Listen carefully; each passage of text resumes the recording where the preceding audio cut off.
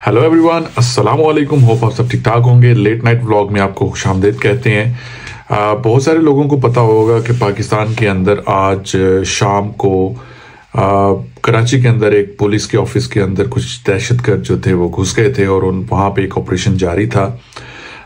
थोड़ी देर पहले की जो न्यूज़ है उसमें उन सारे दहशतगर्दों को मार दिया गया है और बिल्डिंग को क्लियर कर दिया गया है। खबर मैंने देखी, इंतहाई दुख हुआ सुन के और देख के कि इस तरह के मामला पाकिस्तान के अंदर हो रहे हैं। लेकिन मुझे इन वाक़यात ने कुछ एक दूसरे एंगल पे सोचने पे मजबूर कर दिया कि हमें याद होगा कि आज से कुछ दिन पहले या कुछ वीक पहले एक वाक़या, दहशतगर्दी का वाक़या पेशावर के अंदर भी हुआ था, जिसमें 100 से ज़्यादा लोगों ने अपनी जानें गंवा दी, जिन्होंने शहादत नोश की।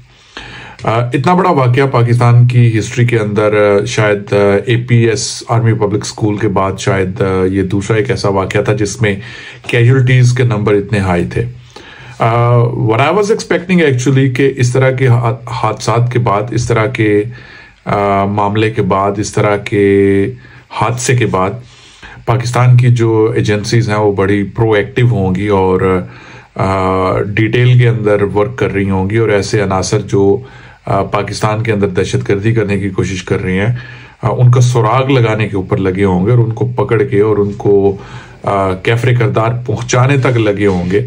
लेकिन इसके बाद दोबारा ये वाला एक वाक़या होना और एक ऐसे टाइम पे होना कि जब पाकिस्तान के अंदर एक क्रिकेट की प्रीमियम लीग जो है, पाकिस्तान सुपर लीग, वो चल रही है, उस टाइम के ऊपर इस तरह का वाक़या होना, I mean it's a serious indication कि समथिंग इज़ रॉन्ग समवेयर। इस दहशतगर्दी के वाक़े की जिम्मेदारी TTP ने कबूल कर ली है। बड़ी हैरत की बात है कि TTP इतनी अचानक एक्टिव हो गई है पाकिस्तान के अंदर। आज से 3-4 साल पीछे अगर हम चले जाते हैं, जब इमरान खान की हुकूमत थी, तो मेरा हाल है जिंदगी बड़ी मामूल पे चल रही थी, पुरसुकून सा माहौल था, ना तो कोई धमाके हो रहे थे और ना इस तरह के वाक़यात हो रहे थे। इमरान खान की हुकूमत जाती है, उसके बाद एक गवर्नमेंट दूसरी आती है और उसके बाद अचानक से मामलात होने शुरू हो जाते हैं। फिर उसके अंदर कुछ रिपोर्टें ऐसी आती हैं कि जिसमें आर्मी चीफ से रिलेटेड कुछ बातें निकलती हैं, उनकी प्रॉपर्टीज़ के बारे में बातें निकलती हैं। फिर कुछ सहाफ़ियों को गिरफ्तार किया जाता है और कुछ को पकड़ने दकड़ने की कोशिश की जाती है। लेकिन जहाँ तक मुझे लगता है ये सारी चीज़ें आपस में कहीं ना कहीं किसी न किसी तरह से लिंक्ड हैं। मैं ये नहीं कहता कि ये जो वाक़यात हो रहे हैं, ये जो हादसात हो रहे हैं, ये जो दहशतगर्दी हो रही है, इसके पीछे वर्दी है, मैं ये नहीं कह रहा। लेकिन चीज़ें जिस तरह आपस में मिली हुई हैं, जिस तरह से इन वाक़यात के होने का एक सीक्वेंस क्रिएट हो रहा है, I mean there is a method. वो इंग्लिश में एक मुहावरा बोलते हैं, there is a method to a madness, there is a method to this madness. ऐसे दिखने में ऐसे लग रहा है जैसे ये चीज़ें कहीं ना कहीं पे आपस में लिंक्ड हैं। मैं इन हादसात की या इन दहशतगर्दी के मामलात की जिम्मेदारी किसी इदारे पे या पाकिस्तान की इंटरनल, मतलब मैं ये नहीं कह रहा कि ये कोई इन हाउस जॉब्स हो रही हैं या कोई अंदर से इदारे ये काम करवा रहे हैं, लेकिन I mean red flags raise ज़रूर होते हैं कि अचानक जब एक मामला होता है और उस मामले को कवर अप करने के लिए एक दूसरा मामला लेके आया जाता है। एक चीज़ लोगों के जहनों में शायद जो बड़ी मुश्किल से आती है वो ये है कि अपने मुल्क के अदारों से और अपने मुल्क की अफवाज से और अपने मुल्क की एजेंसी से मोहब्बत करने की वजह से हम किसी भी किस्म की ऐसी कोई बात कबूल नहीं कर पाते कि जिसमें हमें ये लगे कि हमारे अदारे किसी इस तरह की एक्टिविटीज़ में भी इन्वॉल्व हो सकते हैं। लेकिन just for the clarity, America के अंदर भी ऐसी कंट्रोवर्सीज और ऐसी बातें निकलती रही थी 9/11 के बाद कि ये इनसाइड जॉब है जो इन्होंने खुद करवाई थी और अपने लोग मरवाए थे। तो जब एजेंसीज काम करती हैं तो फिर वो बड़ा कुछ करती हैं। ये हमें भूल जाना चाहिए कि वो जनाब किसी पाकिस्तानी की जान नहीं ले सकते। जब ये अपने मकासद पूरे करने पे आते हैं तो ये किसी की भी जान ले सकती हैं। मैं किसी के ऊपर कोई इल्ज़ाम नहीं धर रहा मैं, लेकिन एक ओवरऑल जिस तरह से अदारे काम करते हैं मैं उनके बारे में एक ओवरव्यू दे रहा हूँ कि ये किसी भी हद तक जा सकते हैं। अपने मकासद को पूरा करने के लिए। इमरान खान साहब का एक रिसेंट इंटरव्यू मैंने देखा, शायद वो 1-2 दिन पुराना होगा लेकिन मेरी नज़र से अभी गुजरा, जिसमें वो शॉर्ट क्लिप था। बाजवा साहब की बता रहे थे कि बाजवा साहब से मेरी मुलाकात हुई और बाजवा साहब ने कहा कि जी हमारे पास आपके लोगों की वीडियोस हैं और कॉल रिकॉर्डिंग्स हैं, और इमरान खान साहब को बाजवा साहब ने धमकी दी कि आप भी प्ले बॉय थे और आपकी भी रिकॉर्डिंग शिकॉर्डिंग हमारे पास हैं। तो मुझे बड़ा अफसोस हुआ वैसे ये बातें सुन के। देखिए 2 ही बातें हैं ना, या इमरान खान सच बोल रहा है या इमरान खान झूठ बोल रहा है। ठीक है, अगर झूठ बोल रहा है तो एक बुख्तान क्रिएट कर रहा है, उससे वो क्या भी कर लेगा। ठीक है, बाजवा चला गया, बाजवे की रेपुटेशन के ऊपर क्या भी वो कर लेगा इमरान खान।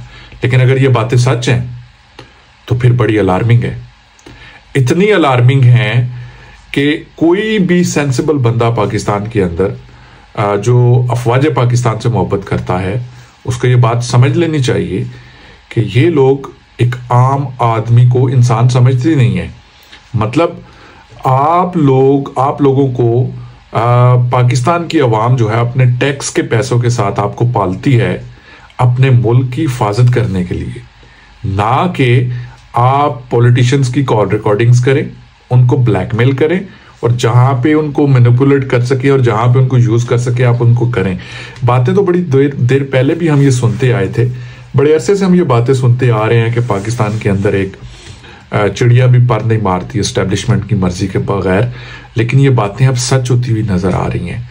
जिस तरह से ये स्टेटमेंट्स बाहर आ रही हैं और बाजवा साहब ने इंटरव्यू दिया, एक जावेद चौधरी को भी एक इंटरव्यू दिया, उसके बाद इमरान खान की तरफ से कुछ बातें खुल के बाहर आ रही हैं, तो मेरा हाल है इससे बड़ी चीज़ें क्लियर हो गई हैं कि ये जो एस्टेब्लिशमेंट है ये इस मुल्क के अंदर बेहतरी कभी चाहती नहीं है। इनको सिर्फ अपनी अल्ले तल्लो के साथ है गर्ज, बाकी इनको पाकिस्तान के साथ कोई गर्ज नहीं है। मेरा हाल है लोगों को होश के नाखून लेने चाहिए और आवाज़ बुलंद करनी चाहिए। खा नहीं जाएंगे, क्या कर लेंगे ये? अगर ये समझते हैं लोग, ये समझते हैं कि हर बंदे को अरशद शरीफ की तरह ये नॉकआउट कर देंगे, नहीं कर सकते। ठीक है, नहीं कर सकते। जब आवाम निकल आती है ना बाहर तो फिर इनके हाथ पांव फूल जाएंगे, यकीन माने। चूंकि अभी तक उस तरह से आवाम का रिएक्शन नहीं आ रहा, मजबूरी है आवाम को इन्होंने ऐसे चक्रों में डाल दिया कि वो बेचारे अपनी रोटी पूरी नहीं कर पा रहे। उनके ऊपर हर आए दिन ये महंगाई का बम फेंक देते हैं और वे बेचारे अपने चक्रों में पड़े हुए हैं। उन्होंने इनके खिलाफ क्या आवाज़ उठानी है। बट एनी हो, पाकिस्तान के हालात देख के इंतहाई दुख होता है। डिफॉल्ट के बड़ा करीब है। आप IMF से कर्जा ले भी लेते हैं तो क्या कर लेंगे? 1.2-1.3 बिलियन डॉलर के साथ आप क्या भी कर लेंगे? आपके डिफॉल्ट होने का खतरा फिर भी सर पे मुंडला रहा है। आपको अगर IMF पैसे दे भी देता है ना तो तब भी आप डिफॉल्ट होने से बच नहीं सकते अनलेस के अनटिल आपको किसी और तरफ से कोई हेल्प आए। बट एनी हो, ये जो दहशतगर्दी का वाकया हुआ है इससे अपेरेंटली यही रह गया कि पाकिस्तान का जो इमेज है, जो एक अच्छा इमेज क्रिएट हो रहा था कि पाकिस्तान के अंदर हालात नॉर्मल हैं, यहाँ पे स्पोर्ट्स इवेंट्स हो रहे थे, दुनिया की दूसरी टीमें आ रही थी, PSL हो रहा था। मुझे लग रहा है कि इसके अंदर भी एक बहुत बड़ी साजिश है कि इस तरह का जो हादसा हुआ है ये किसी बहुत बड़ी सपोर्ट के बगैर ये इस तरह के हादसे हो नहीं सकते। ठीक है, और TTP ने भी अगर इसकी जिम्मेदारी कबूल की है तो सवाल ये पैदा होता है कि TTP ने इतना जुर्रतमंदाना कदम उठा कैसे लिया। पहले उन्होंने पेशावर के अंदर एक बहुत बड़ा कदम उठाया और उसके बाद उन्होंने कराची के अंदर अभी ये जो रिसेंटली कुछ घंटे पहले काम हुआ है, तो आई मीन इसके पीछे कुछ ना कुछ तो है। अब देखते हैं कि इन्वेस्टिगेशन के बाद क्या बाहर निकलता है, क्या कोई इसके ऊपर इन्वेस्टिगेशन करता भी है कि नहीं करता, या फिर ये भी एक वाकया ऐसे ही 2-4 घंटे के लिए अखबारों की जीनत बनेगा, उसके बाद लोग भूल जाएंगे। लेट्स सी, अगर पाकिस्तान के मुकद्दर में ऐसे ही लिखा हुआ है तो फिर ऐसे ही लिखा हुआ है। अगर पाकिस्तान की अवाम और पाकिस्तान के लोग आज भी नहीं जागेंगे तो यकीन माने उनकी आने वाली नस्लें गुलाम क्या, गुलाम तर गुलाम ही रहेंगी। बट एनी हो, व्लॉग को ये भी क्लोज करते हैं। इंशाल्लाह दोबारा मुलाकात होती है नए व्लॉग में। टिल देन टेक केयर, अल्लाह हाफिज, पाकिस्तान जिंदाबाद।